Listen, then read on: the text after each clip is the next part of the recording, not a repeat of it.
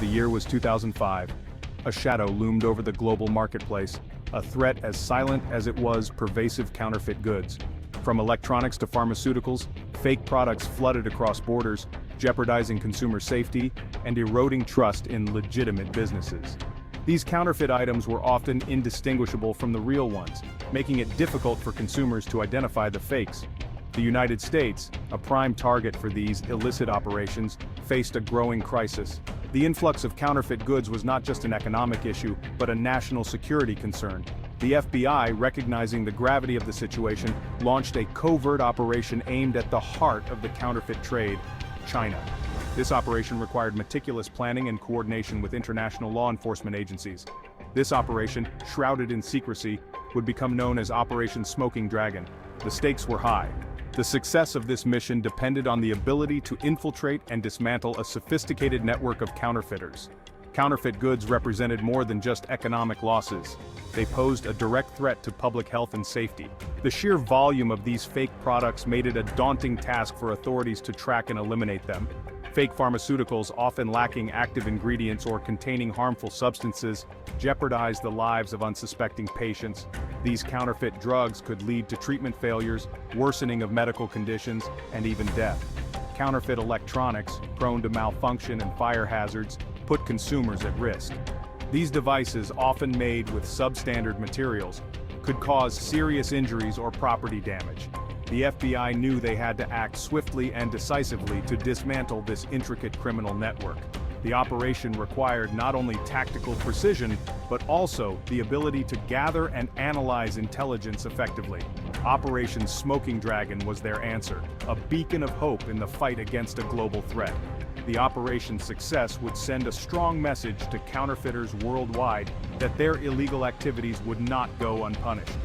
The dedication and bravery of the agents involved were instrumental in protecting consumers and preserving the integrity of legitimate businesses. The seeds of Operation Smoking Dragon were sown in the late 1990s. The FBI began noticing an alarming trend, a surge in counterfeit goods entering the United States, originating primarily from China. These weren't just cheap knockoffs.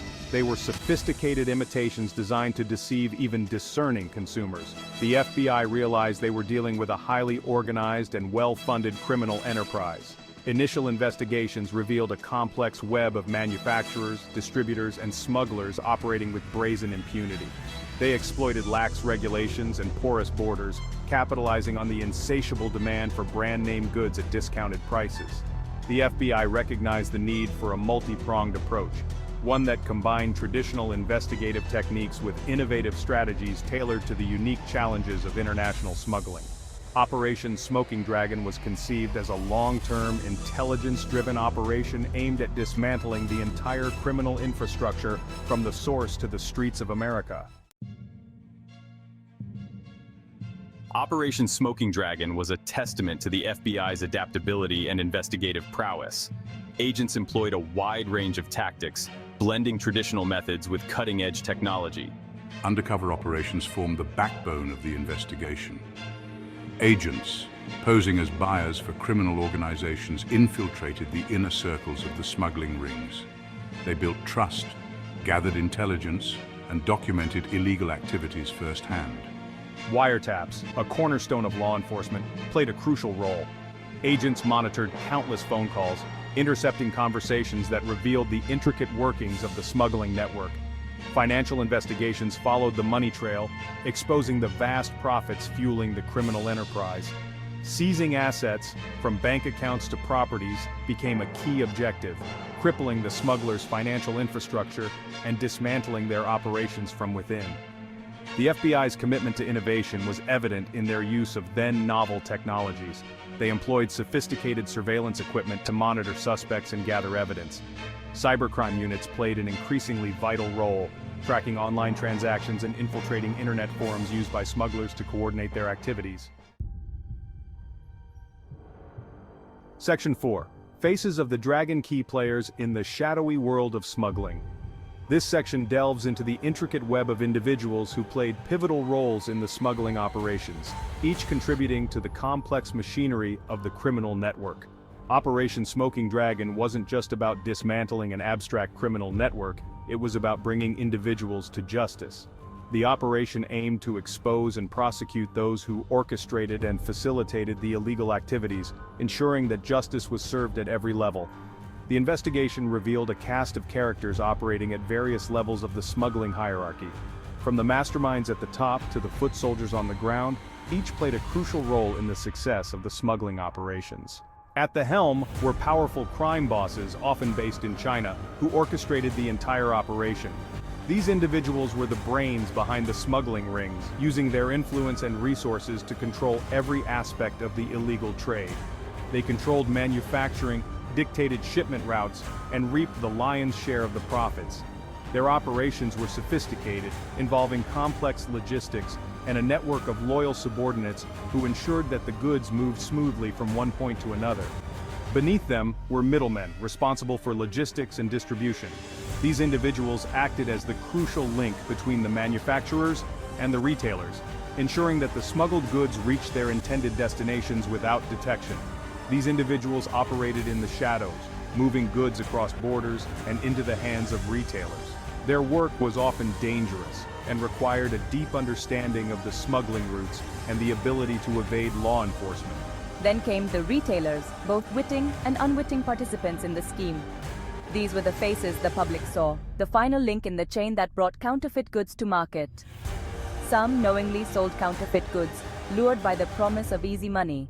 They were aware of the illegal nature of their merchandise, but chose to participate for the financial benefits. Others were unsuspecting pawns, duped into selling fake products, disguised as legitimate merchandise. These individuals often had no idea that they were part of a larger criminal enterprise, believing they were selling genuine goods. The investigation also uncovered corrupt officials, individuals in positions of power who turned a blind eye to the smuggling operations, often in exchange for bribes. These officials played a critical role in allowing the smuggling operations to continue unchecked. Their complicity allowed the counterfeit trade to flourish, highlighting the insidious reach of organized crime. The investigation's findings underscored the need for vigilance and integrity within law enforcement and regulatory bodies to combat such pervasive criminal activities effectively. Section 5. Turning the Tide, Unraveling the Smuggling Network. This section delves into the intricate and often dangerous world of smuggling, where law enforcement agencies work tirelessly to dismantle sophisticated criminal enterprises. As Operation Smoking Dragon progressed, the FBI began connecting the dots, piecing together a comprehensive picture of the smuggling network. This operation was not just about stopping a few shipments, it was about understanding the entire ecosystem that allowed such illegal activities to thrive. They uncovered intricate supply chains, often spanning multiple continents. These supply chains were meticulously planned, involving numerous players at different levels, from manufacturers to middlemen, and finally to the end consumers. Goods were manufactured in clandestine factories in China, using substandard materials and often exploiting forced labor. These factories operated in the shadows, away from the prying eyes of authorities, producing counterfeit goods that looked almost identical to the real ones. From there, the counterfeit products were smuggled out of China, often concealed within legitimate shipments or transported through complex routes designed to evade customs officials. These routes were constantly changing, making it difficult for law enforcement to keep up. The smugglers employed sophisticated methods, using false paperwork, shell companies, and bribery to move their illicit cargo across borders. They had a network of corrupt officials and insiders who facilitated the smooth passage of these goods. Once inside the United States, the goods were distributed through a network of wholesalers, middlemen, and retailers, eventually ending up on store shelves and online marketplaces, indistinguishable from their genuine counterparts. Consumers, unaware of the origins of these products, often fell victim to these counterfeit goods. The FBI's relentless pursuit of evidence paid off. They meticulously gathered information, followed leads, and built a strong case against the smuggling network. They identified key individuals, mapped out smuggling routes, and exposed the financial infrastructure propping up the entire operation. This was a significant breakthrough, as it allowed them to target the very foundation of the smuggling network. The pieces were falling into place, setting the stage for a series of takedowns that would send shockwaves through the global counterfeit trade. These coordinated efforts were aimed at dismantling the network from top to bottom, ensuring that those responsible were brought to justice and that the flow of counterfeit goods was significantly disrupted.